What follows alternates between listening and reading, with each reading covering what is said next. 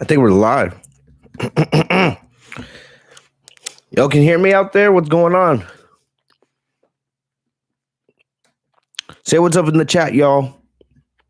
There we go. What up, Chewbacker? But yeah. Yo, what's going on, everybody? We are finally in 2021.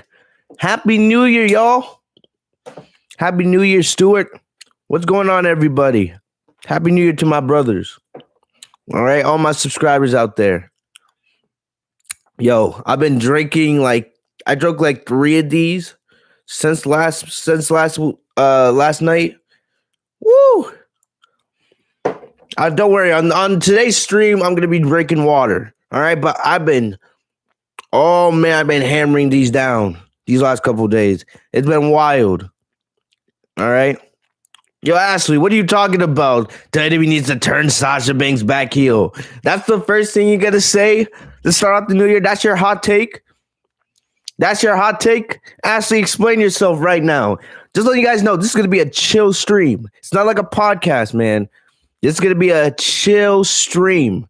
I'm just gonna sit here and just let you guys in the chats say whatever. But it's a sparkling juice cocktail. Alcoholic. You can see the alcoholic thing right over here. All right. But yeah, I'm just going to be very chill on this stream. We're going to have a nice conversation. Unless you guys say some unless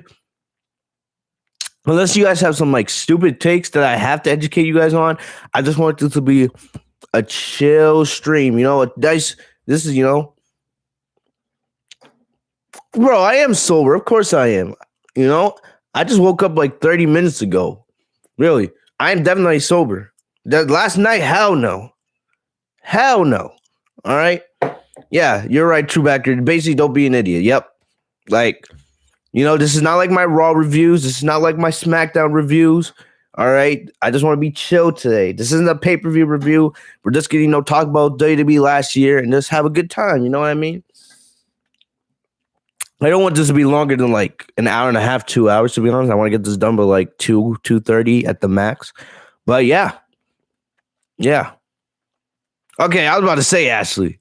All right. Yeah, Sauce as a babyface right now is fine. You see them SmackDown ratings, right? We doing good. Oh, we doing good. Yo.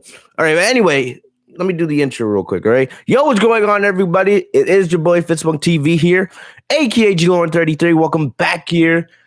I guess you can call this another episode of the Legit Shoot podcast. This is probably the most laid-back episode I'm going to do because mainly I'm going to be talking to the chat for most of the stream, really, but we're going to be talking about WWE 2020. Now we are in 2021. It's time to officially look back at 2020, all right? Not as the year with everything that happened with COVID, the lockdown, all the sad deaths, the Black Lives Matter stuff, all of that, We're not looking back. We're just talking about WWE's product, right? I did a video earlier this week, which you guys have been showing a lot of support to. We talked about Sasha Banks and what she did in 2020. It was a year in review for her. Now we're doing basically the same thing, but for the whole company. The way I'm going to do it, I'm going to structure this into 2 main segments. So we're going to talk about the Slammy Awards, right? And, we're going to do our own Slammy right here, right now, talking about who deserves what award for, what they did this year.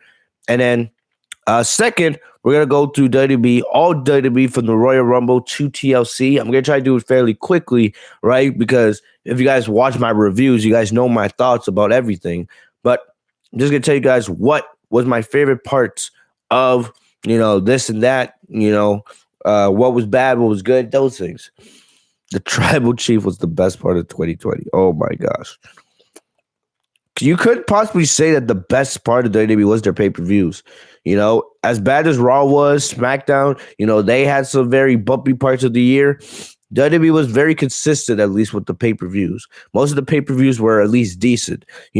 Some of them were bangers, but most of them were decent at best, especially with a year when you had no crowd outside of basically 2 pay-per-views, right? And that was the Royal Rumble and Elimination Chamber.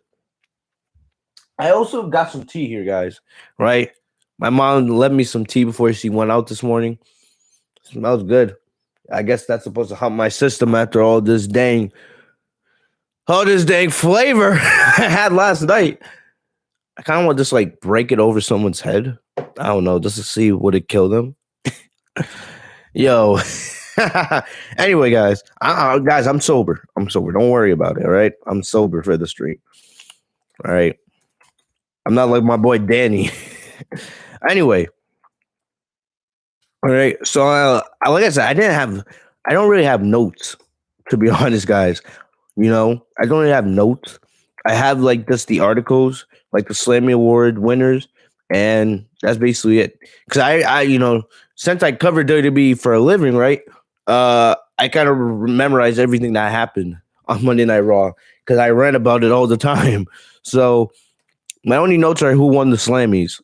So we might make some mistakes here and there, but that's why we have a chat, right? So you guys can help me out where I make mistakes. I do agree, Stuart. We definitely need a crowd in the. Yes, we definitely need a crowd for the Royal Rumble. If there's any pay-per-view that really requires a crowd outside of Mania, it's the Royal Rumble. Just for the Royal Rumble match itself. 2020 Royal Rumble, which we'll talk about in a little bit, that was easily the best Royal Rumble of maybe the past decade. I'm talking about the men's Royal Rumble match. I'm not talking about like the pay-per-view as a whole. But that 2020 men's Royal Rumble match was probably the best Rumble match we've had in a very long time. So many good things from Drew McIntyre, the Brock Lesnar, right, to Ed returning, rated RKO. It was a fantastic pay-per-view. And I definitely think we definitely need a crowd, some kind of crowd, because we know if it's in the Thunderdome, they're just going to have like the pipe-in crowd noise, right, doing the 10, 9, 8, and that's going to get boring really quick. So I'm hoping maybe they can do something where they can socially distance in Tropicana Field. I feel like that should be possible. If they're able to do it in AEW, right, why can't WWE do it in Tropicana Field? It's a baseball stadium, not an arena. You should easily be able to, socially distance fans inside Tropicana Field. And you could still have the Thunderdome there as well. Just a way to make it work. But,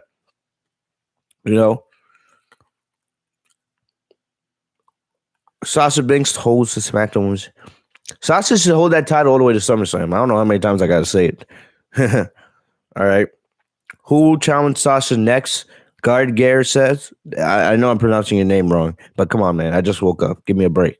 But it looks like they might be doing another match with Carmella. I know that Sasha and Bianca are teaming up again to face Bayley and Carmella tonight on SmackDown in tag team action, which I don't really have a problem with. It's interesting because I thought they were going to go with Sasha versus Natalya, but it looks like for now they're continuing Sasha's feud with Carmella, which I'm not totally against because the feud's actually been pretty good. A feud that nobody cared about. The feud's been pretty good, for the last month and a half. Plus, they had a really good match at TLC, so maybe WWE wants to do one more at Royal Rumble. We all know Sasha's not losing that title, right? So if they choose to do another match with Carmella, I'm not against it. I just thought it would be more likely that it would be Natalya, but who knows? It's either going to be Carmella or Natalya, but right now it's looking like it might be Carmella again. But all right, we're going to get into the Slammy Awards really quickly, right? So you guys know the Slammy Awards, right? Some people believe it's scripted. Most years has been, but I gotta say, for the Slammy Awards this year, they got it right for the most part. I don't know how much of it was scripted or how much it was based off the actual fan votes. I voted for the Slammy Awards this year, right? And for the most part, they made sense. They made sense. They were perfect. And that's why we're gonna go through them right here, right now. But Slammy Awards this year weren't that bad. I'm not gonna. I know some people hated them, but like for me, if I'm being 100% honest, they're pretty decent. If you ask me, pretty decent. So we're gonna go through them, all right, and we're gonna start top to bottom, right? We're gonna go through this probably quickly. You guys in the chat, let me know what you guys thought, right? And I'll make sure to communicate with you guys over there, but. Going to start off from probably the most important one, right? Superstar of the year. Superstar of the year. This is the biggest one. This is usually given to a men's superstar, right? So usually whoever gets like the male superstar of the year also gets the superstar of the year. That's the way it's always been, right? But this year it was very competitive. You can make an argument. There's two arguments. There's two women, right? You guys already know. If you guys listen to this podcast, you guys know who the two women are. But there's two women who had really valid cases for superstar of the year. And I was hoping that WWE would break that barrier, finally allowing a female right to win the award. I don't know, but I don't know. I don't think there was Slammy Awards last year in 2019. I gotta remember now. We gotta say last year. Now that we're in 2021, of course. But something that were there Slammy Awards for 2021 or not 2021, 2019? I don't know, because didn't Becky win Female Superstar of the Year? I don't know. Did Becky win Superstar of the Year as well? I don't know. Let me look that up real quick. Like I said, since this is a more of a laid back podcast, we could do that. We could do that. All right. So there was a Slammy Awards for the last 4 years. Okay. Okay. Okay. Yeah, there wasn't. People just did their old Slammy Awards. All right. So that makes sense. All right. All right. My bad. So, all right, anyway, back to 2020. Like I said, the nominees were Charlotte and Becky. You guys already know why they should have not been there. They were gone for more than half the year. Charlotte was gone from May to December. Becky's been gone since May, and we probably won't see Becky till WrestleMania season. Right? If, she's able to get her baby weight off and back in shape and all that good stuff, But I have heard rumors that Becky was doing like light workouts while she was pregnant. So, it should be easier for her. Oh, yeah. Also, yeah, Seth Rollins is supposed to return to SmackDown tonight. So, yeah, just let you guys know, for those of you guys who are watching this before SmackDown, I will have a review, of course. I don't do my SmackDown reviews live. I pre-record them because I get busy. But we will have a SmackDown review. I just don't know if it'll be late tonight, like around like 12, 11, if I'll have that video premiered, or if it will be in the morning. It's most likely will be in the morning, but there's always a chance that it'll be up at 11 or 12. So make sure you guys follow me on Twitter, because that's where I guys keep you updated. But anyway, back to Superstar of the Year, right? So Becky and Charlotte, you guys know why they should have never, even been in that conversation. Asuka, you can make a little bit of a case for her, right? She won multiple tag team championships. Stewart says, I think WWE nixed that return because it wasn't in their plans. Let me search that up real quick. Yeah, because it was interesting. They didn't announce Seth Rollins' return on SmackDown. It was announced via a WWE on Fox advertisement, like on the NFL games. So I was like, when I first heard it, I was like, wow. So we'll see. Oh, yeah. Oh, yeah. So, yeah, it looks like Seth Rollins' return is being delayed. Oh. Yeah, now I see it. Mm-hmm. All right, yeah. So yeah, there's probably a decent that Seth isn't on the show tonight. Which I don't, I don't have a problem with that, right? I was kind of surprised when I first heard that, that advertisement. I was like, didn't Seth just have his baby girl like 2 weeks before, and he's already ready to return? I understand it's a pandemic, of course, right? And they're not traveling, but I was like, damn, really? I was surprised when I saw that. So either way, if Seth doesn't come back tonight, it's whatever. Seth will be back before the Royal Rumble. I feel like we all know this. We'll just have to, wait a couple more weeks. It's just gonna be interesting because people believe Seth's gonna be coming back as a babyface, right? Which, I don't have a problem with. Plus there's no crowd really outside the Thunderdome, so he won't get booed out the arena this time. But we'll see. We'll see what happens with Seth. But anyway.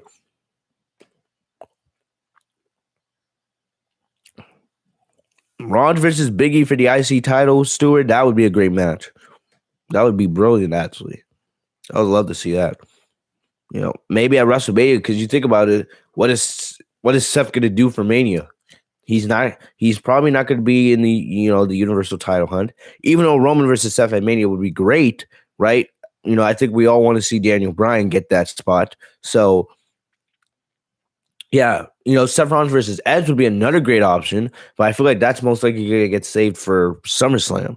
I feel because if we're still getting Randy Orton versus Edge, that would make the most sense. Yeah, I don't know really what else you do with Seth outside of that.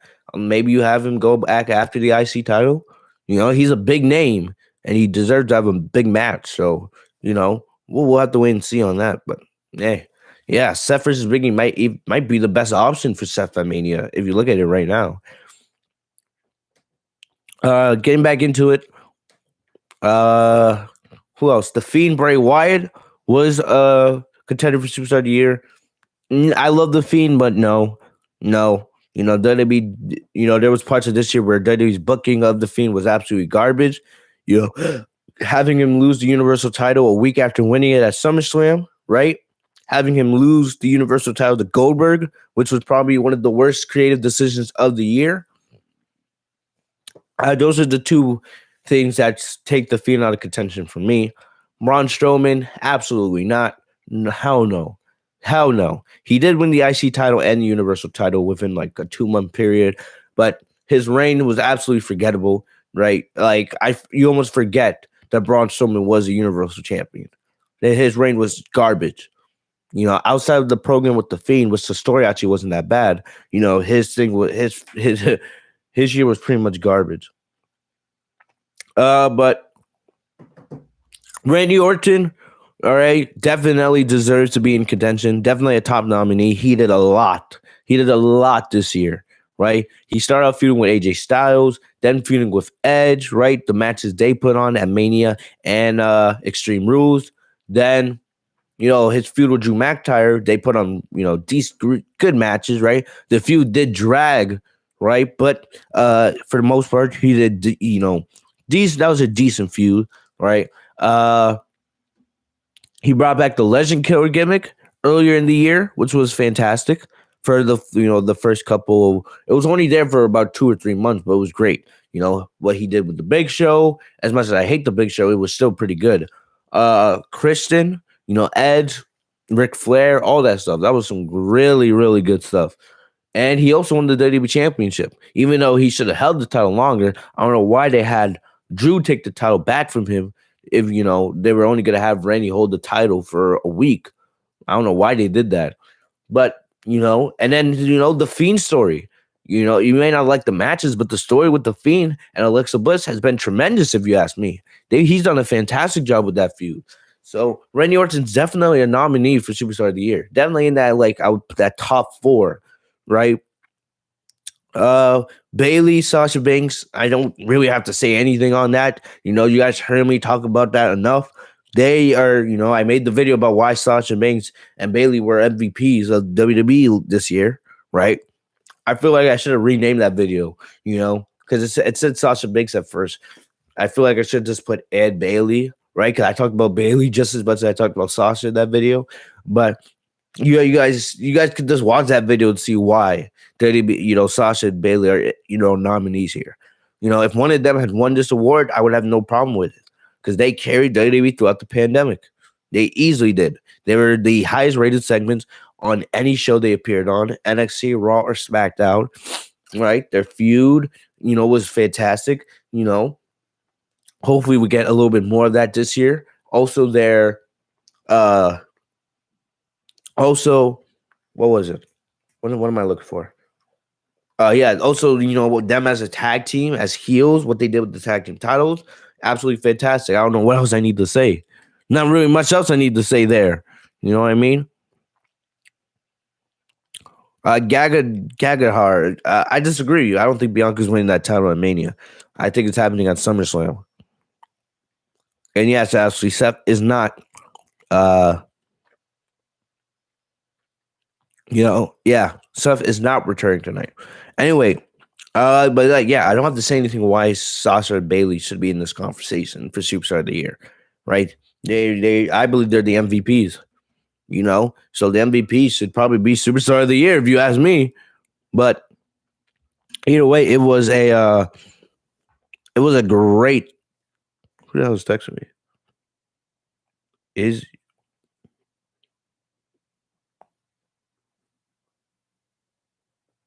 I don't know who that is, but you guys know why Sasha and Baylor are in this conversation. Like, come on, Roman Reigns. Roman Reigns, yes, Roman Reigns should be in this conversation, but he's more at the bottom for me just because he didn't do anything till August. The last the last 5 months, he's been spectacular. The tribal chief, the gimmick, the matches, the rivalry with Jey Uso, it might be rivalry of the year, right? But you guys know, what Jey Uso did this year. All right, Jey Uso being the breakout star of the year because of Roman, what Roman did with Drew McIntyre's Survivor Series. Right now his feud with Kevin Owens has been spectacular, right? Roman deserves to be in the conversation. The only reason why he doesn't get the reward, if you ask me, is because he missed, 6 months, right? He didn't do anything at the beginning of the year. 1 year ago today, he was feuding with Baron Corbin, and what was a garbage feud, a feud that went on way too long, terrible. I hated that feud, right? And then, we were supposed to get Roman and Goldberg. Thank God we didn't get that match at Mania. I'm so happy we didn't get that match at Mania. That was probably the best thing for Roman's career. Him taking that break, right, to protect himself because of COVID, going home and then coming back. He's been a beast ever since. All right. And I got to give Roman credit. Got to give Roman credit, but because he missed that much time, I can't give him Superstar of the Year. Last nominee and the person that won the Superstar of the Year, Drew McIntyre. He had a fantastic year as well, right? Won the WWE Championship, won the Royal Rumble. He had some really, really great matches with AJ Styles, Bobby Lashley, Seth Rollins, Randy Orton. Had some really good matches. Defended the WWE Championship all year outside of the one loss he had at Hell in a Cell, right? He's been protected really good, like a champion should be. He's great in the ring. He's a great babyface. Sometimes he does come off a little bit cringe on the microphone, right? But for the most part, he's been great. And it's good to see that now WWE has another top babyface. People have been comparing Roman to John Cena, like earlier in John Cena's career. I don't know if I would say all that, but Drew's definitely a beast. And definitely he did win the Superstar of the Year, which I didn't have a problem with, right? But if I had to pick one, I would pick Sasha and Bayley. I know I'm a little biased, but I feel like most of you guys would agree with me. Drew McIntyre, he had a great year, but I feel like the only part that hurts him is that feud with Randy Orton, because there were some down parts. Sasha and Bayley were consistent all year long. From WrestleMania all the way through, they've been consistent. So there you go. So if I had to pick, I would give it a co-superstars of the year to Sasha and Bayley, right? But I don't really have a problem with Drew McIntyre winning the reward. Right? I don't really have a problem. But let me know if you guys agree with me, real quick.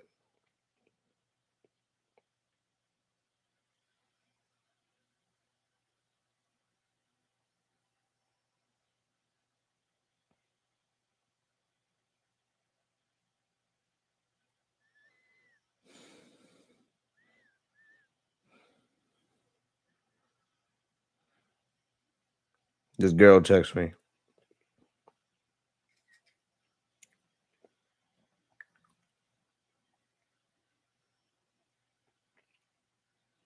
Anyway, yeah. That's my thing.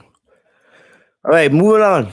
Match of the year. There's a lot of candidates for match of the year. Lots of candidates, right? Becky Lynch versus Oscar Royal Rumble 2020. Drew McIntyre versus Roman Reigns Survivor Series. AJ Styles versus Sami Zayn versus Jeff Hardy at Clash of Champions. Sasha versus Bayley, Hell in a Cell. Roman Reigns versus Jey Uso, Hell in a Cell. AJ Styles versus Daniel Bryan, IC Championship Finals. That's an underrated but easily a brilliant match from early in the pandemic. The Men's Royal Rumble match from 2020. Edge versus Orton, Backlash 2020.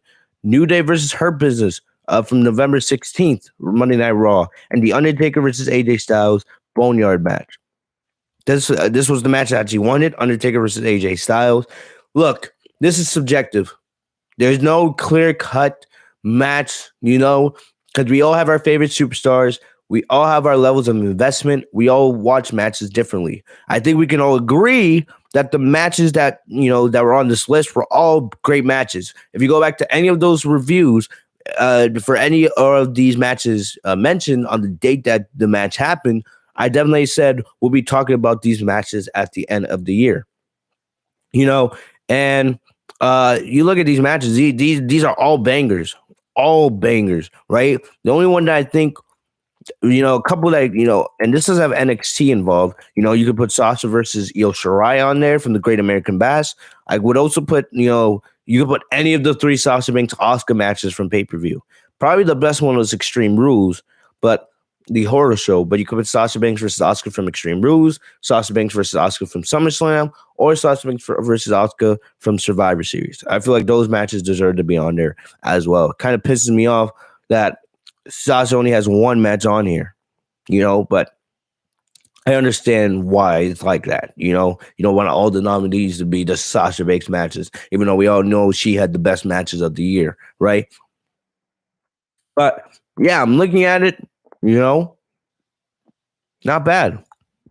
No, all these matches are pretty good. Really, it's all subjective. You guys can pick whoever match you guys want. I'm surprised, I'll put John. I know some people don't even consider it a match. I consider it a match. It was a cinematic match. John Cena versus The Fiend from WrestleMania. I loved what they did with that match. One of the most creative matches you'll ever see. Even though there was no pinfall or no winner, really, but it was still great. Fantastic the way they did it, right? So not gonna lie, when they said Firefly Funhouse match, I thought they were just gonna, fight in the Funhouse. But no, they did a brilliant job with that match. Brilliant job, So I believe that match deserves to be on here as well. But if I had to pick one, you guys know which one I'm gonna pick. Sasha Banks versus Bayley, SmackDown Women's Championship from Hell in a Cell. Like I said, I'm a little biased because I am a huge Sasha Banks fan, but that's my match. You guys are gonna have different matches, of course, but you guys know how invested I am in the Sasha Banks and Bayley, right? How I've been waiting for this feud for years, and to finally get it was tremendous, absolutely tremendous at Hell in a Cell. The only thing that you could say that they did wrong here was there was no crowd. It was inside the Thunderdome, of course, but there was no crowd. So that's why I'm kind of now leaning towards, as much as I wouldn't mind seeing Sasha and Bianca at Mania or Sasha versus Rhea Ripley. That's why I'm leaning towards them giving Sasha and Bayley one more match at WrestleMania, because Bayley deserves a big time match. And I don't see Sasha losing that SmackDown Women's Championship till SummerSlam. So that's honestly what I would do. All right.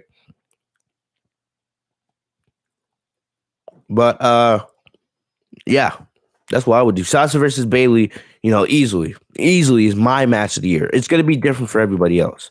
All right, let me look at the chat real quick. Let me see what you guys are saying.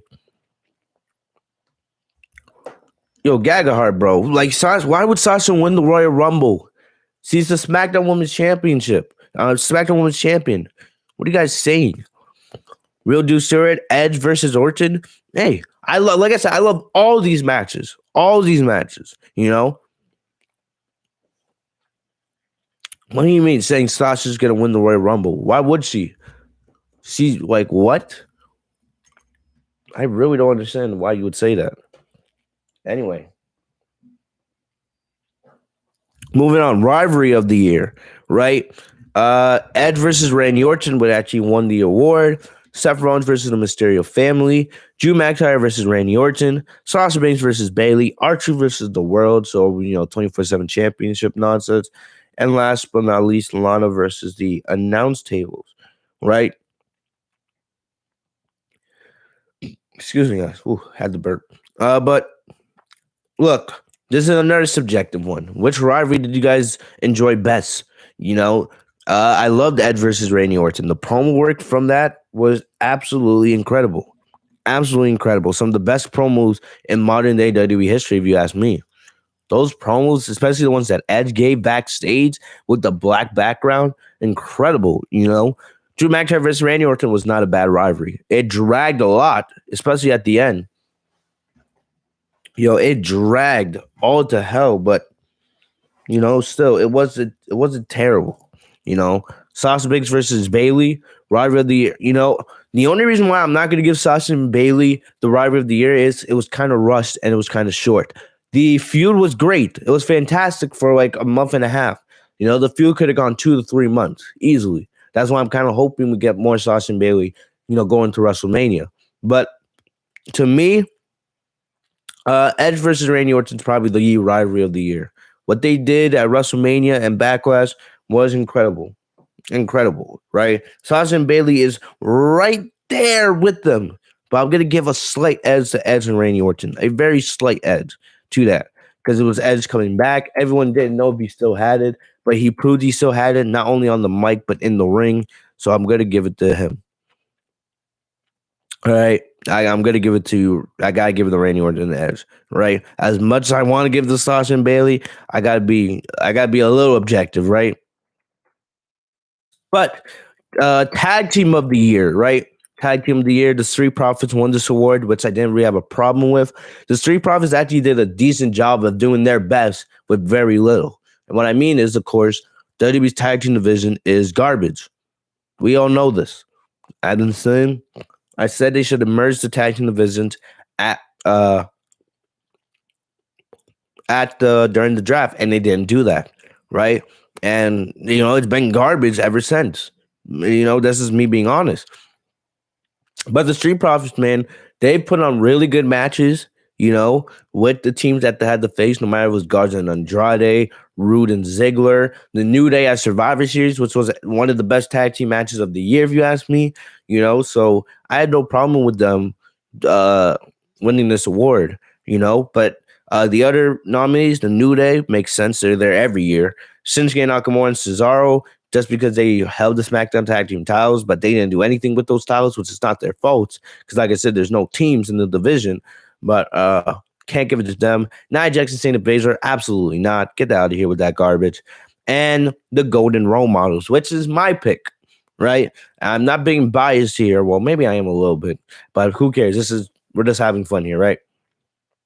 As much as I love the Street Profits, what Sasha and Bailey did early in the summer, right, as a tag team. So we're talking about early June, late August. That 2.5 month span, one of the best tag team runs in the history of the company. I got to be honest. This was the middle of the pandemic. Remember, they weren't even in the Thunderdome yet. They were still at the Performance Center. They had a little bit of crowd, right? With the NXT talent, but they weren't in the Thunderdome yet. And still, for Sasha and Bailey to put that compelling of television, that was fucking fantastic what they did with the tag team titles during that 2.5 month run. And how that all led perfectly into Sasha and Bailey going into the fall. Loved what they did there. Sasha and Bailey winning the tag team titles when they beat Alexa Bliss and Nikki Cross, then being on all three brands, right? All three brands going to NXT, putting on classics with Tegan Nox, Io Shirai, Shotzi Blackheart, going to Monday Night Raw and having a decent match with the Iconics of all people, right? The Kubaki Warriors with Asuka and Kairi Sane, and then on SmackDown, like, that run was fantastic. And then when they were the double champions, like, come on.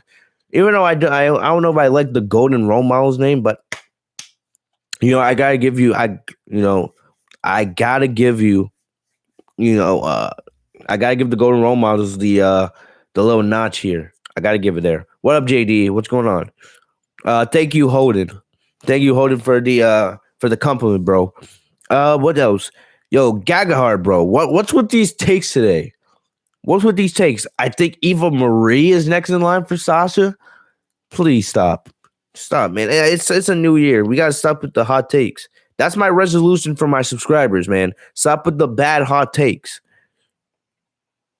All right. Vince says the Golden Role Models out on a mission. They passed with flying colors. You're damn right, Stewart. You're damn right. All right, JD. I don't know if people read my comment about Bailey's ding dong line, and then when I mentioned that Sasha has a signature laugh. Yeah. Oh, yeah. Definitely. Sasha's laugh. I can't do it as good as her. That's her evil. That's like her evil laugh. I have fake laughs of my own, but I gotta master that one. Like, it's hurting my voice just trying to do it. I gotta practice that off camera. Maybe by the Monday Night Raw review, I'll have it down. I'm gonna try one more time. Like, I can't do it. I can't do it.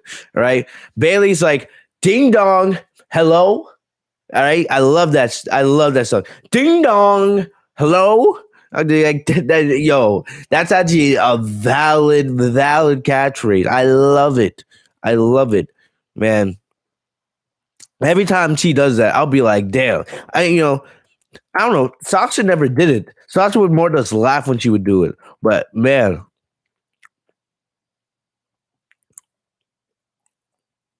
let me see. Let me see if I can find. Nope, it's not there. I was just looking for something, but yeah, but that ding dong, hello, I love that shit. If I ever talk to Bailey, I got to get her to record that for the podcast. Ding dong, hello, you're listening to the Legit Shoot podcast. That would be awesome. I got to get Bailey to do that. All right. I gotta get if WWE Finn like ever fixes their cameo situation, right? And I asked Bailey for a cameo, I gotta request that she does ding dong hello intro for the podcast. That shit would be great, right? Facts, Stuart. Like Sasha and Bailey always messing around with Corey Graves and Michael Cole. Low key, remember, man, Michael Cole is part of the crew. He's a Sasha Banks fan. We don't know that, but yeah, Sasha and Bailey get tag team of the year in my book. Excuse me. Woo, excuse me. Return of the year, all right? Edge, Roman Reigns, MVP, Goldberg, right? Sami Zayn. All these had really good careers. Good returns. Outside of Goldberg, fuck Goldberg. You guys heard me say this before. I never want to see Goldberg back in a WWE ring again. Never. I don't want to see that. I think you guys would agree with me. I don't want to see him. All right? He's a selfish prick. And he adds nothing of value to WWE TV. All right, go make your cars, go do your bodybuilding, go be a superhero somewhere else. Stay away from WWE TV because you are awful. Right? You buried you almost caused the Fiend to be permanently buried earlier last year. Like, disgusting, because you felt like you needed to be a superhero. That's selfish. But yeah, outside of Goldberg, all these returns were pretty good. Roman Reigns at SummerSlam was fantastic, right? That would be the winner here if it wasn't for Edge. MVP coming back to the Royal Rumble, that was unexpected, and he's done a great job with the Hurt Business. Sami Zayn did have a good career. Good return, but the easy one here is Edge. It's come on, like we don't even have to mess around. I like. But yeah, we don't even have to mess around here. It's not like we all know it's Edge, the Royal Rumble. Easy. All right. But yeah, ring gear of the year. We have Carmella. I think that was the one, her ring gear for TLC, right? Nakamura, Bianca Belair. Bianca Belair has incredible ring gear. She does her own ring gear, like she stitches it herself.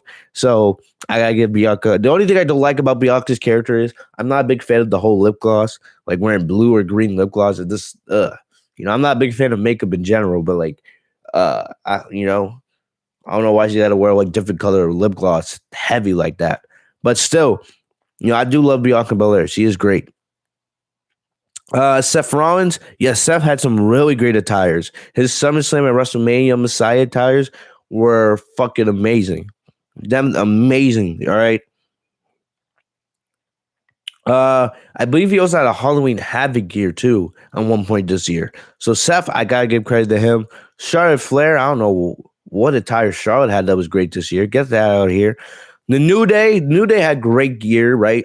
Their Gears of War gear at Survivor Series was fantastic, right? But it's easily Sasha Banks. Like, it's Sasha Banks every year. And that's not even me being biased. Sasha, we all know Sasha is the best ring gear every year. She has new ring gear made every single pay-per-view she competes in, right? And she competed in almost every pay-per-view on the main roster outside the Royal Rumble and Elimination Chamber. So I think that was like 9 or 10 different ring gears she had this year. So I got to give her credit. Mikaze is a beast, right? But somebody in the chat, what was your favorite Sasha Banks ring gear this year? What was it? She had a lot, right? If I had to pick one personally, you know, her SummerSlam one was fantastic. Right? Her SummerSlam one was fantastic. Uh she didn't fight at Clash of Champions. But I gotta think about this for a sec. Her SummerSlam one was great. Her Payback one was fantastic. Her Survivor Series one was fantastic. Her Hell in a Cell one was great. Her TLC one with the gold one she just recently wear was great. Her freaking Extreme Rules one was great. Oh man, if I had to pick one, I would probably pick her Payback one. Either her Payback one or her TLC. For me, the top three come down to her SummerSlam, Payback, and her TLC gears, right? But if my favorite color is red. My favorite color scheme is red and black. So when she wore that Matt Hardy, the Hardy Boys gear at Payback, that was fucking fantastic, right? I would love to see Tasha wear that with her black natural hair because we know she wears a wig on television. But man, but her TLC gear is a very close second, and her SummerSlam is a close third for me. So yeah, that's mine. So Payback is my favorite Sasha ring gear of the year. Uh, yep, I saw your tweet, JD. I saw that. How in the Cell, all right.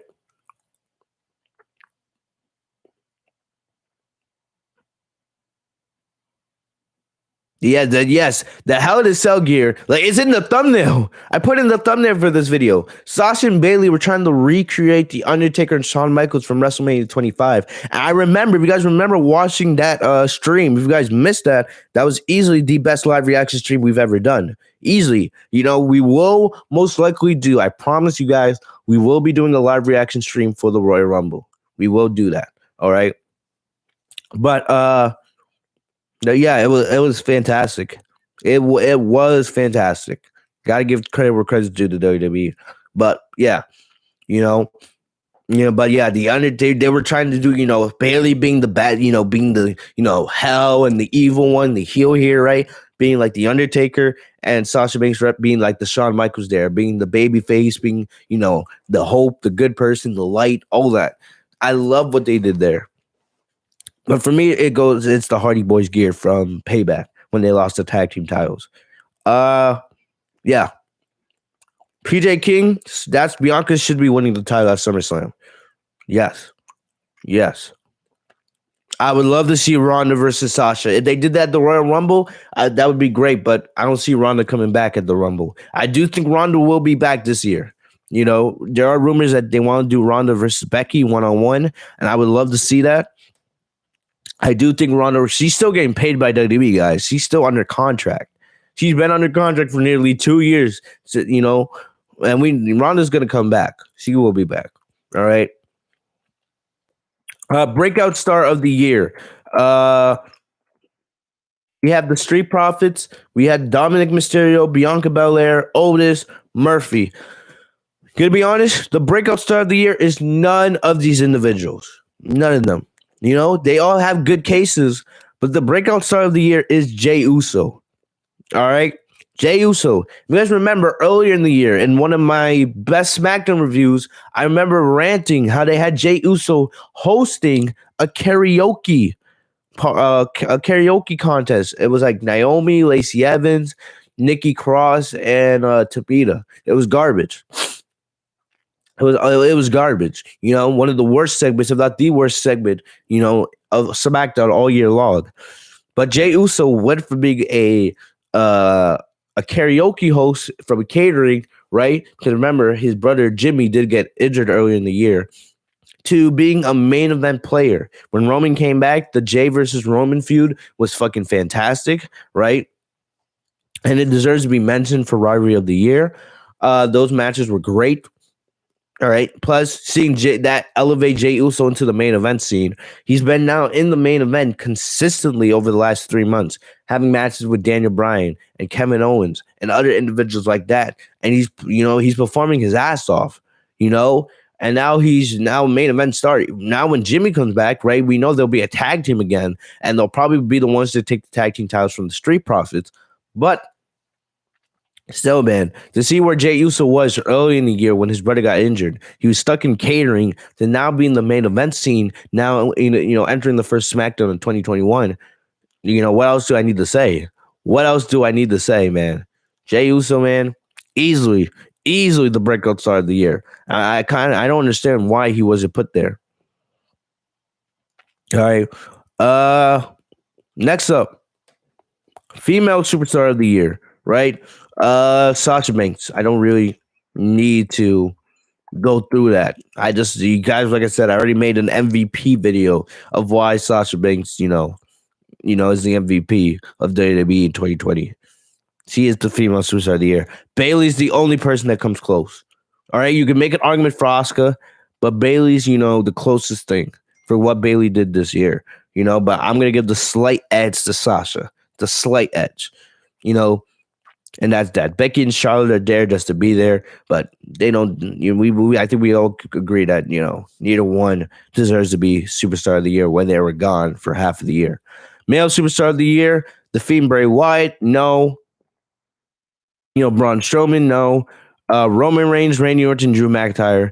Take your pick with the three. I would probably move Roman Reigns out of the position just because, like I said earlier, it's the same reason why I can't consider him for superstar of the year. When you did nothing for the first 8 months of the year, it's unfair. When Drew McIntyre was busting his ass all year long, so was Randy Orton. So take your pick between Drew McIntyre and Randy Orton here, right? Either way, it doesn't matter. But, Drew McIntyre won Male Superstar of the Year. He won Superstar of the Year as well. All right.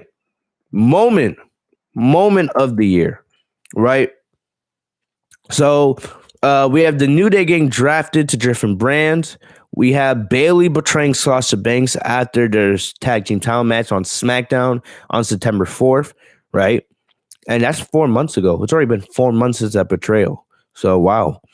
We had Roman Reigns and Paul Heyman uniting on that SmackDown August 28th, right? So when Roman's in the room and all you see is Paul Heyman saying, basically Roman's not a Paul Heyman guy. It's more of just a partnership, right? We know that Paul Heyman's like the counsel to the tribal chief. The New Day's farewell address, which was a little bit emotional, but I'm not going to give it. Becky Lynch announcing her pregnancy. You can make an argument for that because legit, it came out of left field. I knew when they announced earlier in the day that Becky had a big announcement today to make. I had a feeling it was going to be that she was pregnant. I really did. So, definitely the way they did that Becky Lynch pregnancy, you can make an argument for that being the moment of the year. The Undertaker's Fighter Farewell, which actually won this reward, right, from Survivor Series. I would say that would be moment of the year if there was a crowd. Yeah, that was the only thing that was missing here, right? There should have been a crowd here for the Undertaker's retirement. I really believe that they should have been a retirement. I mean, there should have been a crowd here. They could have held off on that. Wait till things get back to normal. But I could see why it won. It was a great ceremony. The only thing missing was a crowd. Drew McIntyre defeated Brock Lesnar for the WWE title at WrestleMania 36. Nah, not really. That match was disappointing. It could have gone 20 minutes and only went 5. It was just finishers. So, but yeah. But easily for me, the moment of the year was Edge's return. If you guys saw the Royal Rumble reaction stream from last year, it's already crazy to think about. It's already been a year since Ed came back. Wow. And I believe the day that Edge came back, that was the same day Kobe passed away, if I'm right. Or it may have been the week after. This is sad to actually think about, but but Edge returning in the Royal Rumble, the pop of the crowd, everything about that moment was just brilliant.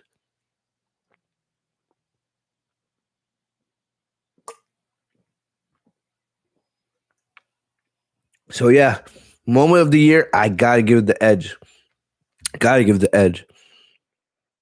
All right, so next up, right? These so those are the big awards, right? These other awards, I'm not really gonna say anything much about them. These are just more like This funny side award. So like most creative 24/7 pin. Who cares? You guys know I don't care about the 24/7 title. Musical performance of the year. Lies. Like what?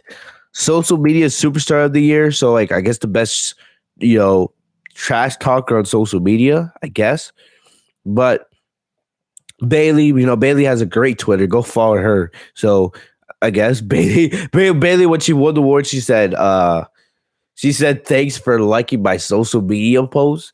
So yeah, it's kind of a weird award, but like whatever.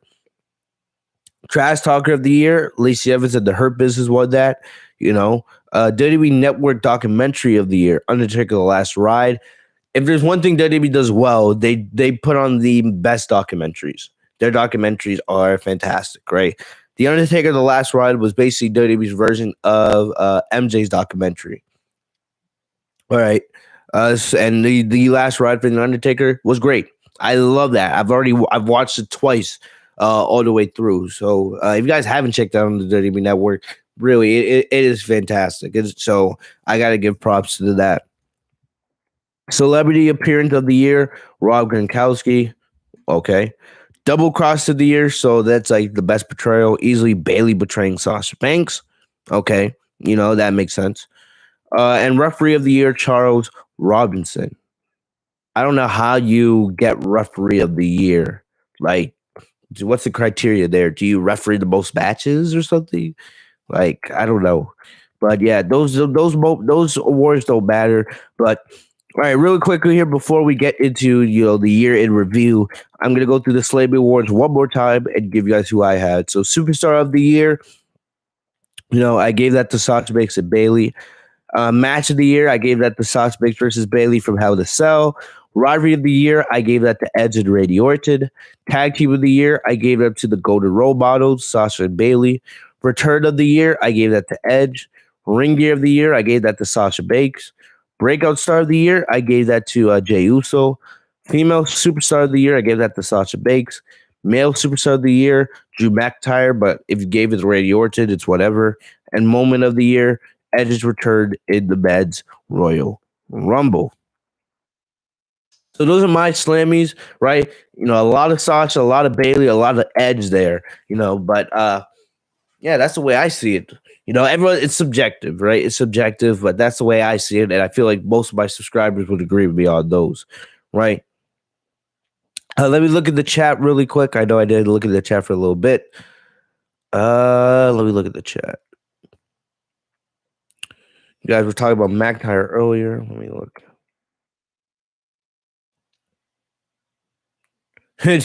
Gagar says Jinder Mahal is going to take the title from Drew.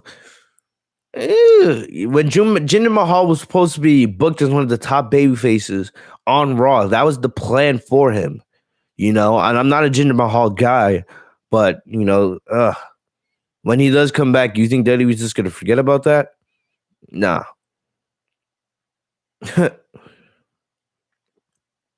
Let's talk about how Big Show main evented WrestleMania this year. Oh my gosh. Oh yes. Probably the saddest moment of the year, the passing of Brodie Lee. If you guys saw the AEW, what was the AEW ratings this week? I'm gonna look them up right now. Right, but yeah, that showed the Brodie Lee.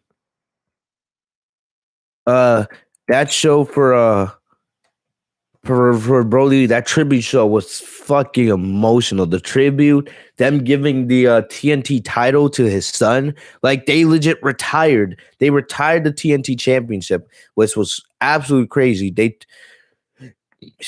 retired that version of the TNT championship and they gave it to his son, the hold for life, right, in honor of his father who held the title.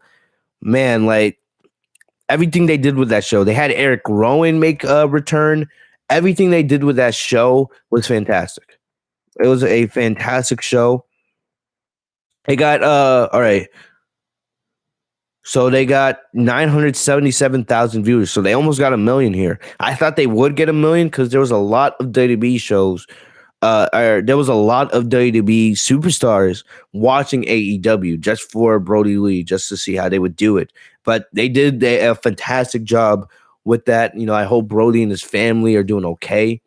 Brodie, wherever his spirit is, if it's hopefully it's in heaven, I know he's watching down upon his son, and one day they will be reunited, man. Everything happens for a reason. Everything happens for a reason. I spoke about it on the Monday Night Raw review. I wasn't the biggest fan of him, but I respected his work, right? And I also respected how much the WWE superstars loved and loved this guy. One of the nicest guys on the planet, I heard. And he loved everything about what he did in the ring. I gotta give him credit. Like there's really nothing else for me to say about it. But rest in peace, Brodie Lee. Really, NXT only got 586,000 viewers. It makes sense, right? A lot of people are watching AEW. We'll just have to see what happens going forward. Right, we'll see if the ratings go back to normal, because usually it's usually around like 775,000, and then NXT would get about 600,000. That's usually the way it goes with the ratings.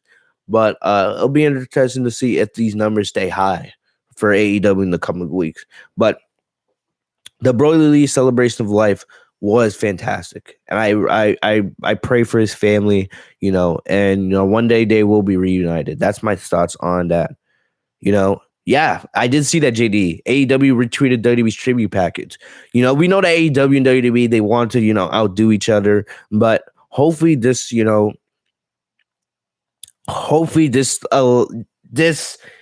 this whole situation creates a little bit more peace between the two companies, right? And it rears back on all the the toxic energy between the two companies. Hopefully this creates more unification, because I would kind of want to see the AEW kind of work with WWE one day. Maybe do like a crossover storyline, something crazy like that. But yeah, I hate it. Well, Stewart says John Moxley said it best. Wrestling is not just a sport; it's a community, and we support each other. Yeah. I just hope this for 2021 too. I just hope WWE and AEW can get along a little bit more. Yeah, of course they're gonna want to beat each other and have better shows and all that. We get that. It's a business at the end of the day. I'm just hoping that there's more unity and less conflict. More unity, more peace, and less conflict. That I want that not only for AEW and WWE. I want that for the entire world. To be honest, man. I really hope 2021 is way better than 2020. But Stewart says next week AEW has their first New Year's Smash show and main evented by Kenny Omega versus Rey Fenix. And NXT has New Year's. Yeah, it's the first show of the year for both companies, right? We know New Year's Evil for NXT, New Year's Smash for AEW, right? Two big title matches, going right up against each other. So it's going to be interesting to see who gets more viewers. I think right now I would give the slight edge to Finn Balor and Kyle O'Reilly, because if you saw their match from NXT TakeOver a couple months back, man, they absolutely killed it. And I have a feeling, I hope I'm wrong, because I love the Undisputed Era. I just have a feeling that they might have Adam Cole turn on Kyle O'Reilly. I want to see the Undisputed Era stay together, but we all know Adam Cole's way better as a heel. I could easily see Adam Cole turning on Kyle O'Reilly and costing him the NXT Championship in this match, right? Adam Cole getting like jealous that Kyle O'Reilly's now just trying to step up to the plate and all this, but we'll see. Pray for no broken jaws this time, Stewart says. Yeah, exactly. We don't need our NXT champion out for 2 months again. Even though he's probably going to lose that title to Karrion Kross at the next TakeOver. Gagahar, why would Sasha and Alexa team with The Fiend when they're on opposite brands? Definitely, I do like that Sasha and Alexa have kind of made peace with one another. Sasha's been joking a lot in interviews that she would love to team with Alexa Bliss. So I don't know if they're friends now. I know that it looks like their beef has been squashed, but I think a Sasha and Alexa team would be really good. You guys know Alexa Bliss has quietly become one of my favorites on the main roster. And that's crazy because this time last year, I couldn't stand Alexa Bliss's character. I couldn't stand it, I still have nightmares of her beating Sasha 8 days after SummerSlam. But, I have become more of an Alexa Bliss fan, over the last couple months with what she's doing with The Fiend. I would have no problem No problem with Sasha and Alexa becoming a team one day. Even though I don't see it happening, but still, you never know, right? You never know. How do I feel about the booking of Bianca Belair? Well, if you watch the SmackDown reviews, you would know how I feel about the Bianca Belair booking. Bianca is fine right now. Bianca lost the last couple of weeks. I understand that, but she's looked like a star. Like, remember, in the tag team title match, who was going to get pinned there? After Bayley and Carmella got pinned, who was going to get pinned? You aren't going to have Sasha take the pin. It was Bianca who was going to get the pin. If Bianca gets pinned again tonight, all right, then you guys, maybe you guys have more of a point. Because we know that we are getting Sasha and Bianca versus Carmella and Bayley tonight on SmackDown, depending on when you guys are watching this. But we'll just have to see, what happened, what will happen there, But I'm not concerned about Bianca's booking. I think we all know that Bianca will most likely be the one to take that title from Sasha Banks, either at WrestleMania, but I think they should save it for SummerSlam. So I'm not worried about Bianca. So we'll see what happens tonight. Maybe Sasha and Bianca pin Bayley and Carmella, right? Maybe that's what happens. So I could definitely see Bianca pinning Carmella tonight. Because remember, Bianca and Bayley are still feuding. Sasha's, I guess she's still feuding with Carmella. I don't know, but we'll just have to. We'll see what happens tonight on SmackDown. But I'm not worried about Bianca's booking. She'll be fine. She'll be fine for right now. All right, but yeah, other than that, let's get into. I'm gonna try to do this quickly, right?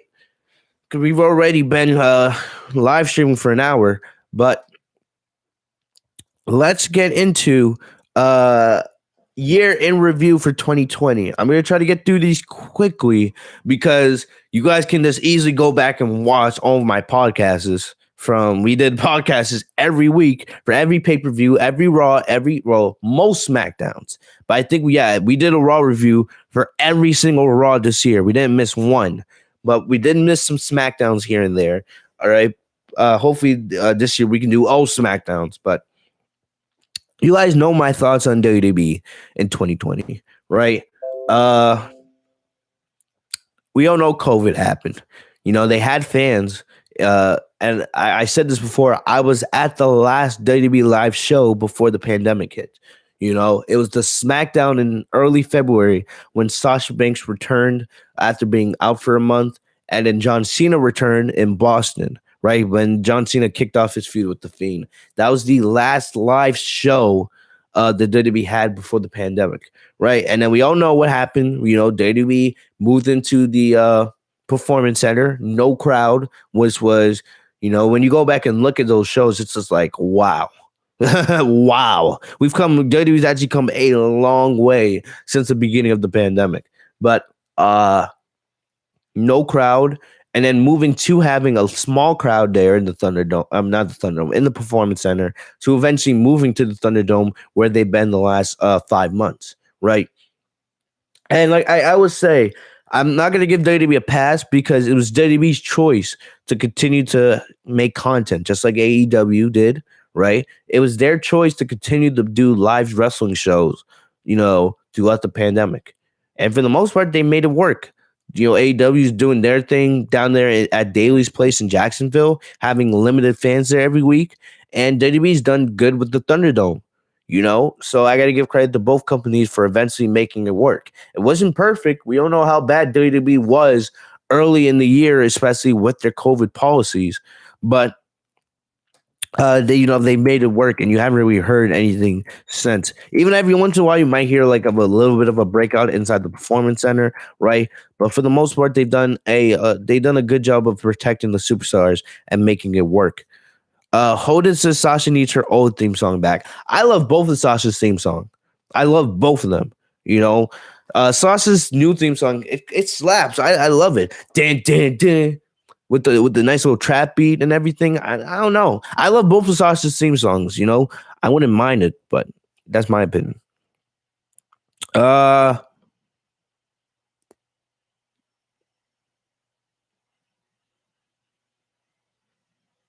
yeah, I love Sasha's entrance now. Sasha takes the little pause, and she finds a new way to make it like unique every single time. But WWE, I'll give them credit for coming up with the Thunderdome, right? They've done it, Yeah. I love Sasha's old theme. I love her old theme. It's iconic, right? I love her new one. I think what makes the new one great is the entrance. It's a different entrance. It's mainly the same, but it's a little bit different because we all know she has the pause, whereas for when the beat picks up like dun dun dun dun dun dun dun dun, in the go push it all out the way. Like I love that. I love that little pause. So I think it's because Sauce's entrance is different with the new song. That's why I like it just a little bit better. But I love the old theme song as well. I love both, right? Uh, but yeah, but even if Sasha wanted to go back to her old theme song, I don't even think she could. I don't even think she could because I know that the CFO thing, right? The CFO thing, we know that WWE has changed a lot of theme songs because they're no longer with the CFO. So I don't know. I don't think WWE could do anything there. If Sasha tried to go back to her old theme song, I don't think they would let her. But hey, I got no problem. Fitzmonk for an R&B album in 2021. Fudge. Yeah, JD. Yeah, I was about to say that. Her character has evolved. Her new theme song works perfectly with her new it works perfectly with her new theme song. So I was like, she doesn't need it. She doesn't need it, But let me know what you guys think about that. But yeah, you guys have a nice little interesting debate about Sasha's theme song. But back to what I was saying.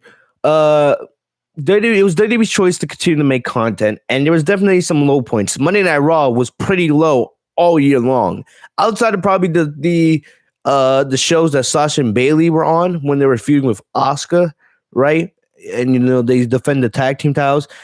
So, freaking Raw for 2020 was awful. SmackDown had a lot of hiccups too. All right, SmackDown was far from perfect, but SmackDown was actually semi decent, mainly because you had Sasha and Bailey and Roman Reigns as well. They were freaking carrying that show throughout 2020. So I got to give credit where credit's due. All right. So I would definitely say SmackDown was easily the better of the two main roster shows by a large margin. The ratings show it itself, right? Monday Night Raw at the beginning of the year, I think their ratings were around a 2.2. Now they're at a 1.6. They actually hit a 1.5 a couple weeks ago, which was the worst rating of all time. And we all know Monday Night Raw this week, they're trying to get the ratings back up by having a huge Legends Night. I'm not excited for it, because it shows how out of touch Vince McMahon is. And I'm gonna keep saying it. If WWE is supposed to have a good future, they gotta get Vince out of there. So, SmackDown's doing semi decent right now, but Raw, and we know Vince and Bruce Pritchard had full control of Raw. Though that show is garbage. It is garbage. It doesn't matter what they do on that show. I don't remember last time Monday Night Raw had a good show. Probably wasn't since Sasha and Bailey were on Raw. So yeah. So okay, this dude Gagar, bro. I think Gagar says like he wants to see Sasha team with every single female in WWE history. Like, dang, it's Alexa 1 second. Now it's Ronda Rousey. Like, damn. 1 second it's Bianca. You want Sasha to team with everybody. Stewart says SmackDown had Daniel Bryan on the team and Paul Heyman booking Roman Reigns despite Bruce Pritchard. Like, yeah, SmackDown has a better creative team. But for WWE to have a future, Vince has to be out of creative. He's too out of touch, and he's always going to continue to have these guys come in and suck him off, right? No matter if it's a Bruce Pritchard, no matter if it's, all his yes men, right? Because they all have his ideology. Because they're only going to book things that are going to make him happy. This is not the Attitude Era. This is not the early 2000s, right? This is not even the early 2010s. Vince has to go. It's time for a change of the guard. We need a freaking Triple H. We need, those NXT guys taking over. I'm sorry. Bruce Pritchard got to go. And what JD says, Bruce needs to get out too. He said that people don't want change. And the other day, people don't want change. No. You don't want change, right?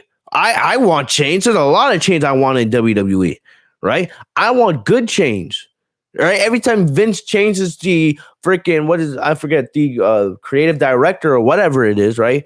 The executive for Raw or SmackDown, it's not change. It's just another guy doing the same job. Whoever they replace him with, no matter if it's Eric Bischoff, Paul Heyman tried, but he was unsuccessful because no matter who you put in there, you have to report to Vince. And if Vince doesn't like what you're doing, he will rip up the script and he will just write it his way, and it will end up being garbage. WWE needs change, and for that change to happen, Vince has to go. It's that simple. I don't know what else I need to say. Vince has got to go. Easy. That's your answer. That is your answer, right? No matter what, for 2020, for 2021, the same thing is going to happen. SmackDown, since SmackDown has top stars like Sasha and Roman carrying that brand, they'll be okay no matter what, right? There'll be bad shows here and there for SmackDown, but because we're investing in those superstars and WWE is behind those superstars being at the top of the brand, SmackDown will be okay. Monday Night Raw, garbage. As long as Vince is in charge, nothing's changing. The Raw Legends night will not bring up the ratings. I don't even know what else I got to say. There really isn't anything else to say. I could end the year in review right there. Right there. Because the same thing I'm saying now will probably be the same thing we'll be saying at the end of 2021. Let's be honest with ourselves. All right, I'm going to be right back here in this seat, behind this microphone, on this channel, right? I'll be saying the same thing I said right now, saying it next year. I probably said it last year as well. As long as Vince is in charge, nothing is going to change with WWE. That's it. It's just that it. And JD, I agree with you. I don't want to see Sasha Roman ever leave SmackDown. Man, bring Alexa Bliss back to SmackDown. Bring The Fiend back to SmackDown. Right? Do me that favor. All right? Do me that favor. Let's bring Alexa Bliss and The Fiend back to SmackDown. Bring them back to the A show. But either way, like I said, guys, I could just, the easy way to put it is, as long as Vince McMahon is in charge, there will be no change in WWE in 2021. That's a sentence. As long as Vince is in charge, there will be no change in WWE for 2021. It's that simple. I could legit end the podcast right there if I wanted to. Nothing's going to change. Nothing's going to change because he's just an out of touch old man that refuses to accept reality. Is it? But really quickly, I want to go through the pay-per-views for the year. I'm going to give WWE credit. All right. I'm going to give WWE credit. Most of their pay-per-views this year, or in 2020, were pretty good, actually. No matter how bad Raw or SmackDown was. And you're right. No, and especially Raw. The builds to the pay-per-views were mainly garbage. Mainly garbage. But no matter how bad Raw or SmackDown was, the pay-per-views were actually pretty good. Pretty good. And we're going to go through them really quickly here, right, before we end the podcast. But let me look it up. Like I said, I don't have notes. I did not prepare notes for this. But yeah.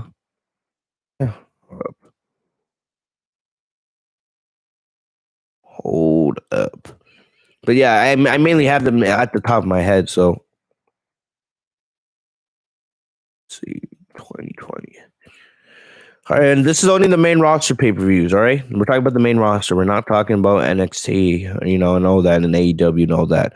But the first main pay-per-view was the Royal Rumble. This was probably WWE's best pay-per-view of the year. Probably. You had Becky Lynch versus Asuka, which was fantastic. The story going in there was great. You had Brock Lesnar in the Royal Rumble match, right? So the story with him is he believed that nobody was, Nobody deserved to face him in a one-on-one match, so everybody would get their chance to face him in the Royal Rumble. And if you guys remember, that was the night where Brock Lesnar earned my eternal respect.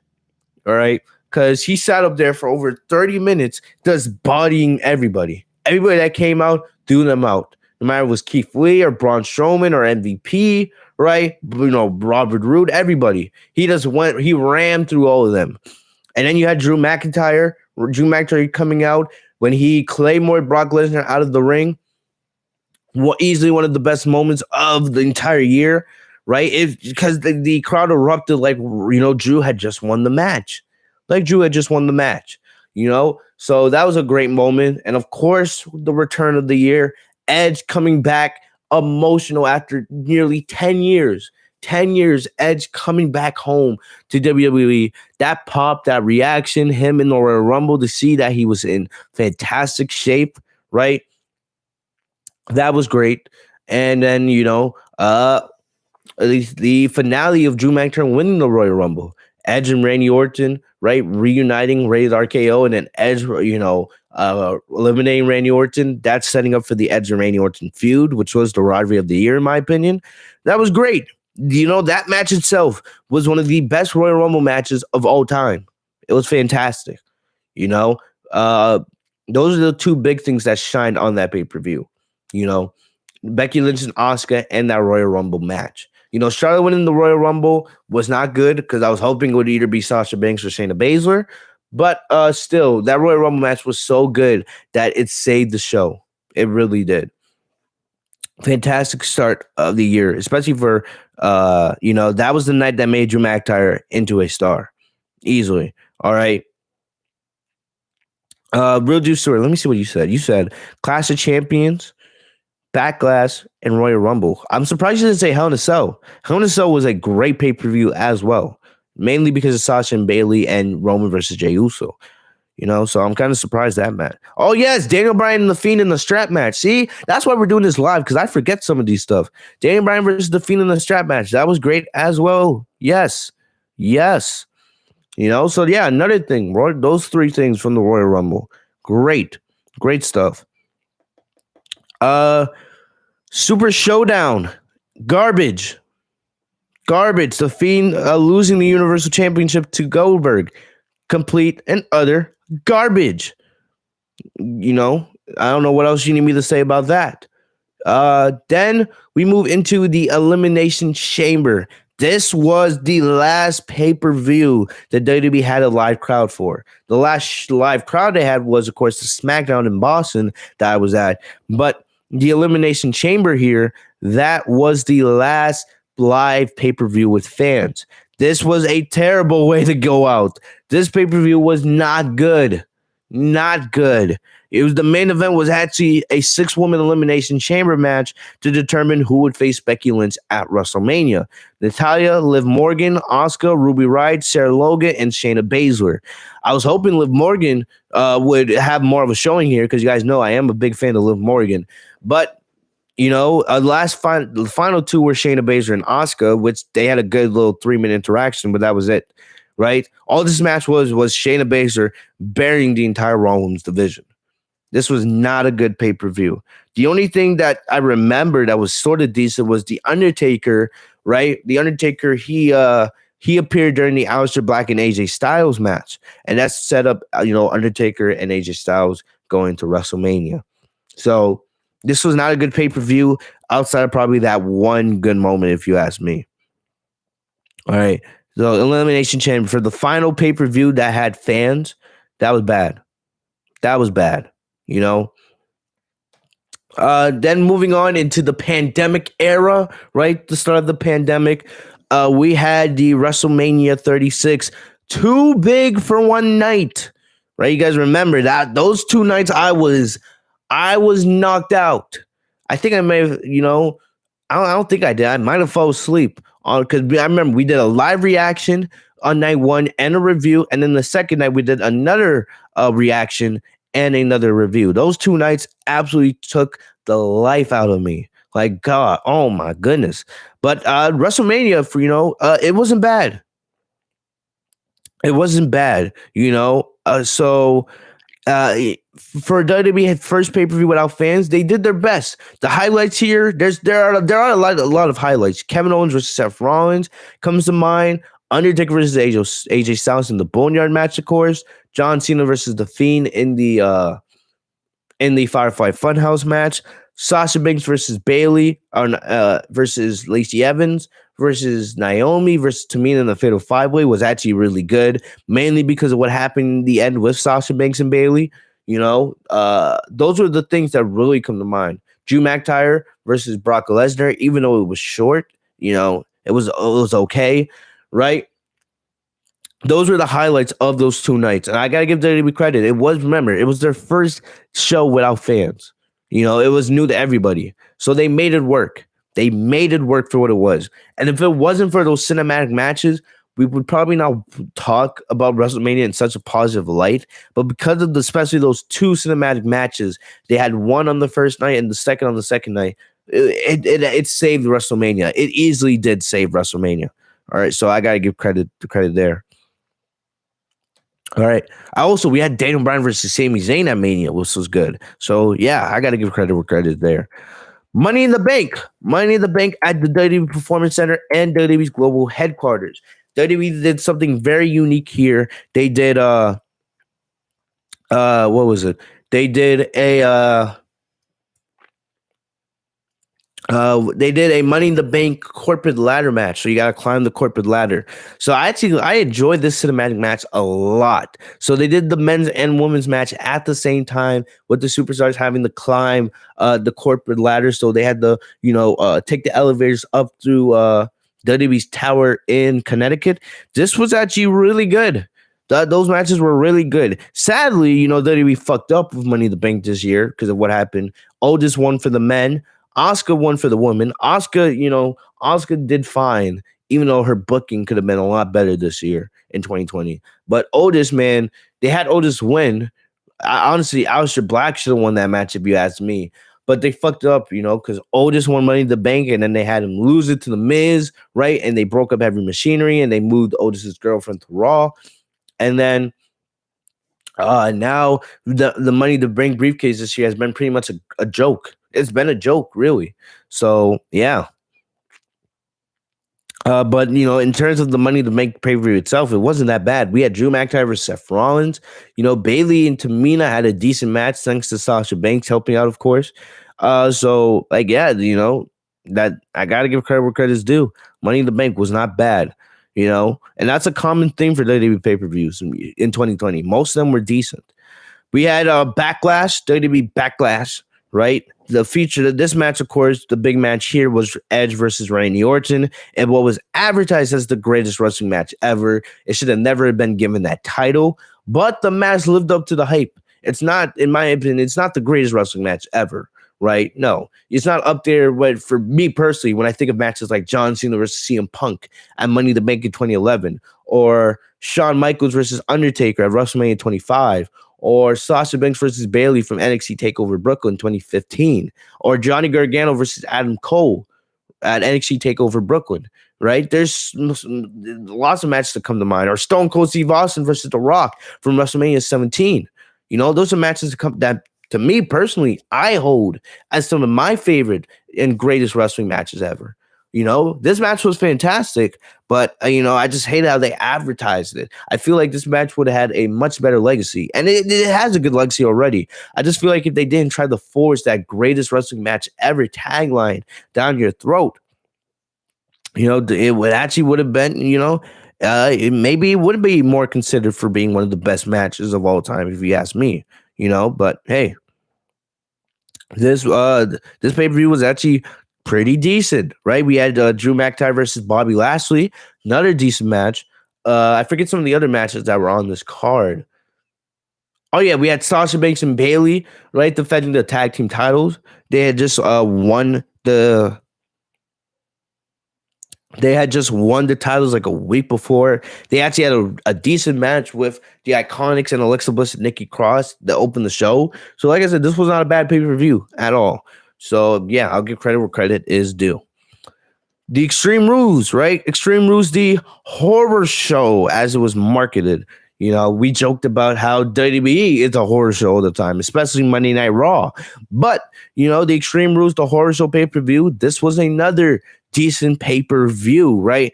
We had Bray Wyatt versus Braun Strowman in the Swamp Fight.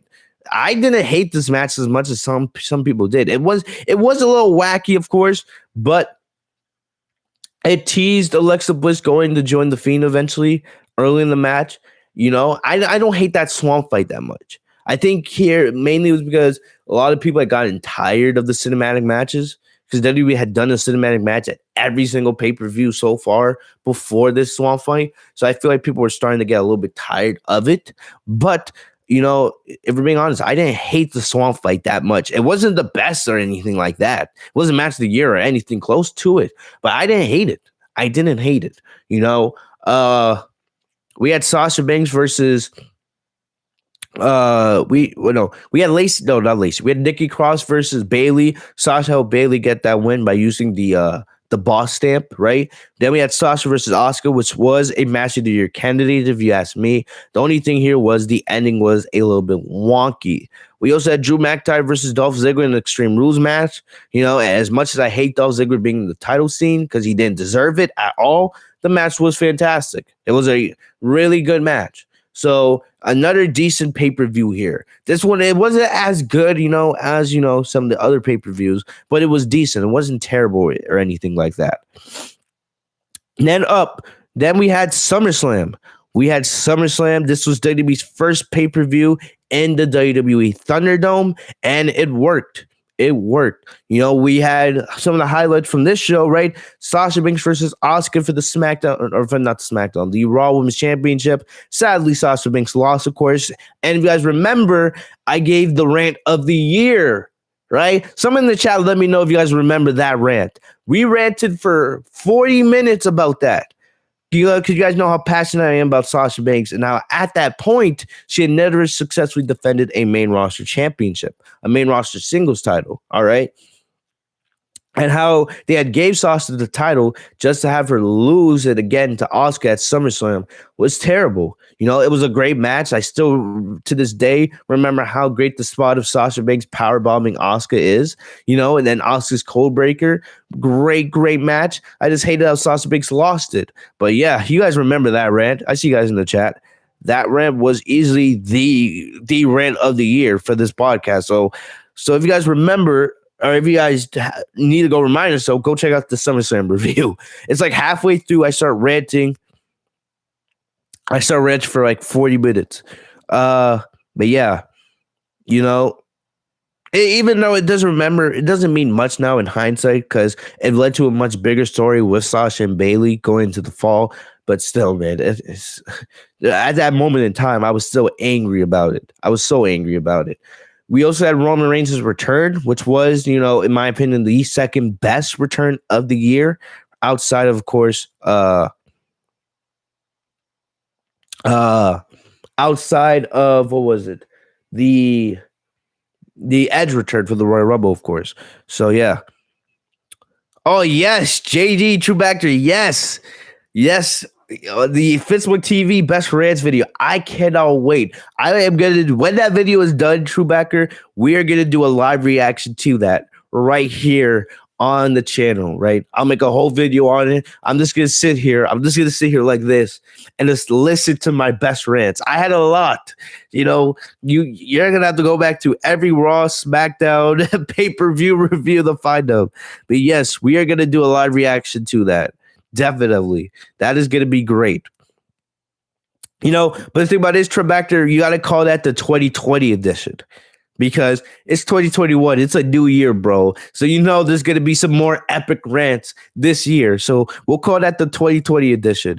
And then at the end of the year, we'll do a 2021 edition. How about that? But yes, when we get that, oh, man, you know, just let me know on social media. Let me know. But yeah, I'm hyped for that. Whenever you finish editing that, just let me know. Just let me know, man. I cannot wait for that video. You gotta be hyped already. But yeah, SummerSlam was, you know, it was decent. It was decent. We had Drew McIntyre versus Randy Orton, which was a bigger of a match. The finish was a little bit wonky. But Bayley versus Asuka, which opened the show. Sasha helped Bayley retain once again. And we all know later in the night, Bailey was not able to give the receipt, right? So that set up the Sasha and Bailey storyline a little bit further. SummerSlam for the most part was pretty good. You also had Seth Rollins versus Dominic. That was another banger of a match, So I'm not gonna lie, WWE did pretty good with SummerSlam this year. So yeah. So next up, WWE Payback, right? WWE Payback. So WWE had another pay-per-view 1 week later. WWE almost never does that. They never do that, having 2 straight weeks of pay-per-views, but they did that here. And this was this wasn't a bad pay-per-view. Roman Reigns became Universal Champion, and that was kind of wonky the way they did it, having Roman Reigns show up. Because remember, Roman Reigns never signed the contract for that match until he made his entrance. So it kind of didn't make sense because the match between The Fiend and Strowman had already begun. So it's not like a Money in the Bank briefcase or anything like that. But still, Roman did become Universal Champion. We had Sasha Banks and Bayley versus Nia Jax and Shayna Baszler. And Sasha and Bayley, one of the things that made them MVP here, right? When they put Shayna Baszler in the best way possible, when they had Shayna do the double submission just for Shayna to win the tag titles. Fuck Nia Jax, just got to say that. But still, plus Sasha's attire here was so beautiful, man. The black and red. Oh man, beautiful. But yeah, Payback. This wasn't this pay-per-view wasn't anything special. We had Keith Lee versus Randy Orton, right? When Keith Lee wore that Saiyan armor, but this wasn't anything special. It wasn't. But it was a decent, it was okay. It was one of the more low-end pay-per-views of the year. You, JD from NY and BC have you rolling when y'all rant. All I gotta do is get get my subscribers up to catch up to them, right? All right. JD, you don't got social media. All right. Then when it's done, then I'll just give you my email or something like that. We'll figure it out. But yeah, I'll just give you my email or something like that. But either way, this wasn't bad. Next up, we had Clash of Champions, or this was a decent pay-per-view, another decent pay-per-view. Like I said, most of these pay-per-views were decent, right? Now, there wasn't much. There was probably the worst pay-per-view of the year was probably Extreme Rules, or not Extreme Rules. Extreme Rules might be a close second. Yes, because I didn't even mention Seth Rollins versus Rey Mysterio in the eye for an eye match. So now that I think about it, especially how bad that ending was, the 2 worst pay-per-views of the year, Elimination Chamber and Extreme Rules. But after that, most of these pay-per-views are either pretty good or decent. I got to give WWE credit there. But we had Clash of Champions, right? This is where Sasha returned from her injury or per storyline to, when she was feuding with Bayley, right? Because I hated how we got Bayley versus Asuka in a 5-minute match here, especially after Asuka defended her title earlier in the night. Back when Asuka defended the Raw Women's Championship. She doesn't defend it much these days, which bothers me a lot. But you guys get the point I'm trying to make. But, Sasha returning here was great. Drew McIntyre versus Randy Orton in the ambulance match. That was actually really good. I thought Randy Orton was going to win that match. I was very surprised when Drew McIntyre won it. And this is kind of when the feud became more bland for me, because after that, I would have had Randy Orton win the title here. I would have had Randy Orton win the title here at Clash of Champions instead of waiting till Hell in a Cell. But, the match was still really good. They had all the legends return to get payback on Randy Orton, the kind of end, what they were doing with the Legend Killer. But, this was good. And then we had Roman Reigns versus Jey Uso for the Universal title, which was an absolute banger of a match. The story here was absolutely phenomenal. Phenomenal story here. Loved it. So definitely, man, Clash Champions, you get a thumbs up for me.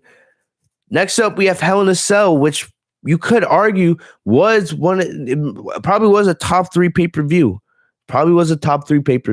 For me, especially because of Sasha Banks and Bayley. That was my match of the year. I already said why, but this was a banger of a match. Loved it. And GD. No, I'm just gonna call you Chewbacca, bro. What do you like about Elimination Chamber? Type that stuff.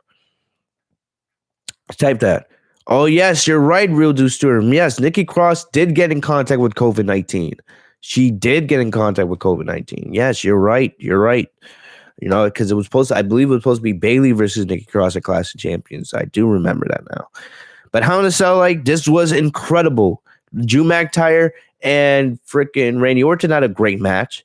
You know, Randy Orton didn't win the title. He should have won it at the pay-per-view before, but they did have a good Hell in a Cell match. You know, it was easily the worst of the 3 Hell in a Cell matches that we got that night, but it was a decent match. I hated, the one thing I did hate about that match was the table spot. How WWE feels like every year they got to do like have a superstar fall off the cell into the table. I hate that stuff. That's a bunch of nonsense, you know? But the match between Randy Orton and Drew McIntyre wasn't that bad.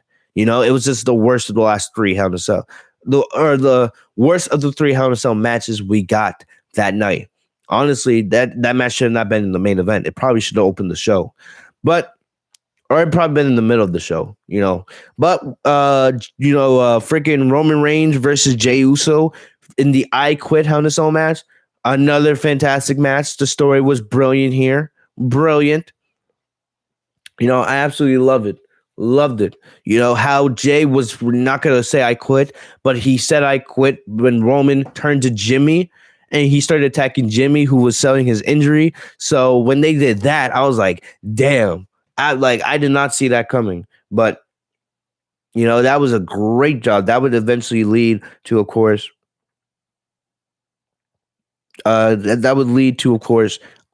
Jay joining Roman and the start of the Tribal Chief faction. So yeah, I gotta give WWE credit there. But yeah, the Hell in a Cell match, Austin Bailey, my match of the year. I've already said that. You guys already know the drill there. I don't need to say anything else. But yeah, Hell in a Cell, that was a decent pay-per-view. Also, we had Zelina Vega versus Asuka. I love Zelina Vega, and you know, whatever she does next, I hate that she got fired over this bullshit.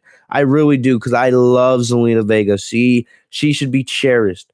But man, she had a good match with Asuka here. Really good. You know, it wasn't like compared to any of the other matches, but you know, this was it was a good match for what it was.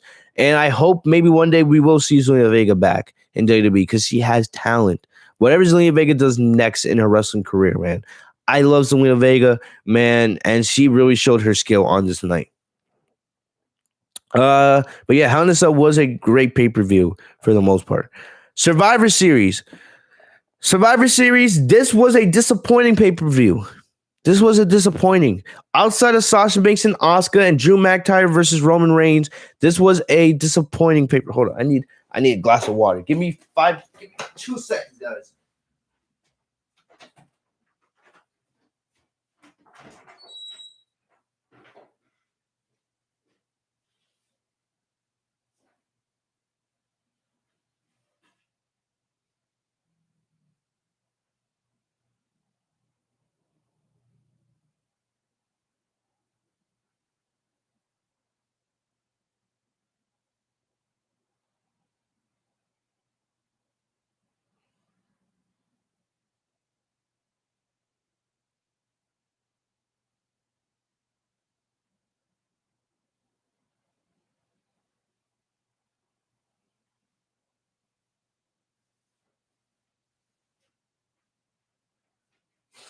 Woo!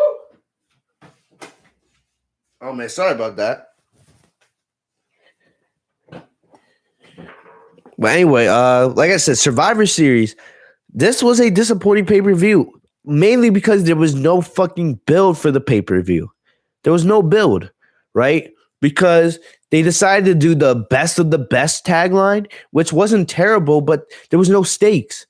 There was no stakes with the men's Survivor Series matches, with the and the women's Survivor Series matches. It was just best of the best. The matches, some of the matches were great. Like I said, Roman Reigns and Drew McIntyre, that felt like a WrestleMania main event.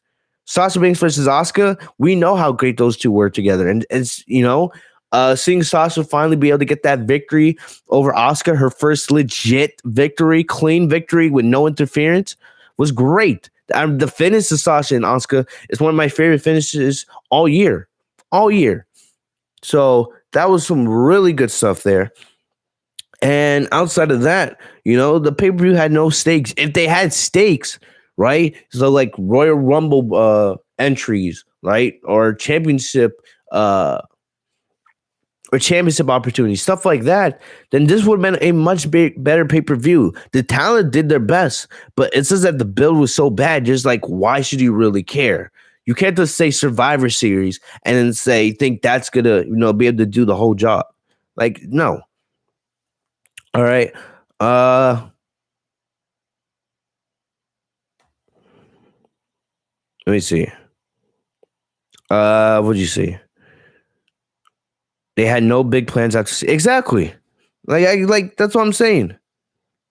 Oh, it was other than the two matches I mentioned, I didn't really care for Survivor Series.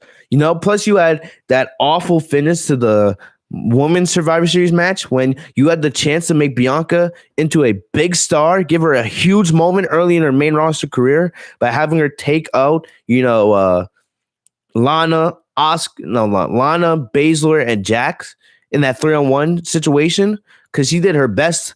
But instead, you decided to have freaking Lana win. Like, are you kidding me? Really? Lana? Like, come on. WWE could do better. They can do better. But yeah, so like I gotta say, probably the three worst pay-per-views this year were Survivor Series, Elimination Chamber, and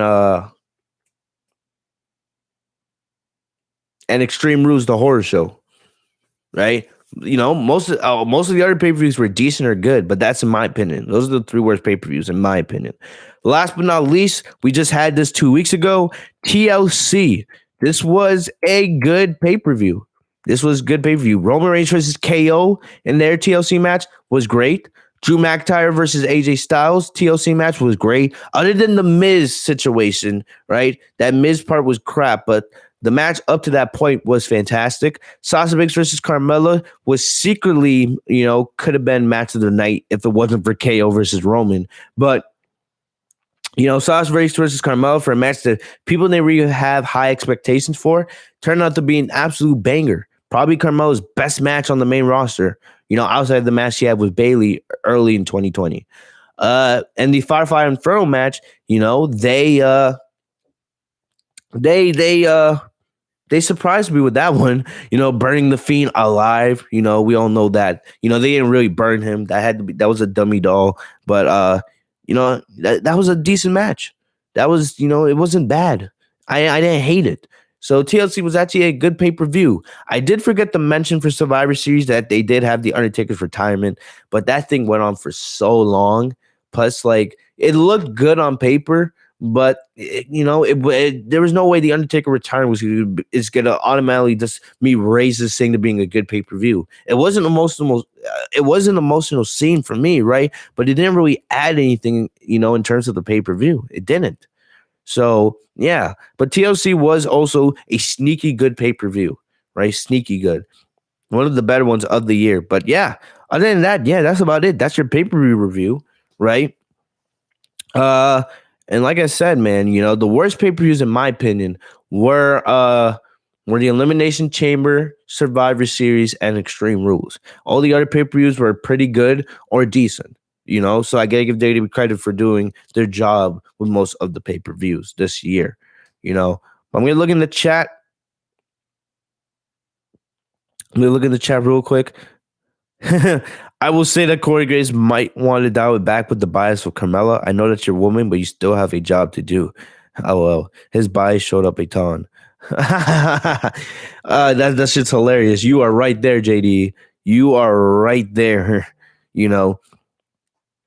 I don't mind Corey Graves on commentary, but man, when Corey Graves, was commentating Sasha versus Carmella, he could not shut up about Carmella, man. It was bad. It was very obvious,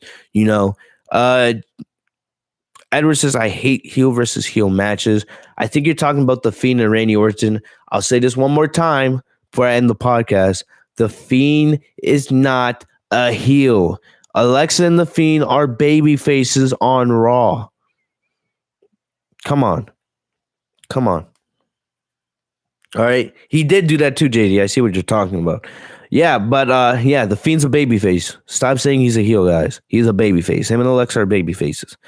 But yeah, other than that, that's it, guys. Really, like we were near the 2 hour mark. But yeah, that's your WWE year in review for 2020. In the comment section, if you guys haven't said anything in the chat yet, in the comment section, tell me, guys, what was your match of the year? What was your superstar of the year? What was your favorite moment? Tell me those three things, and tell me one thing that you're hyped about for 2021.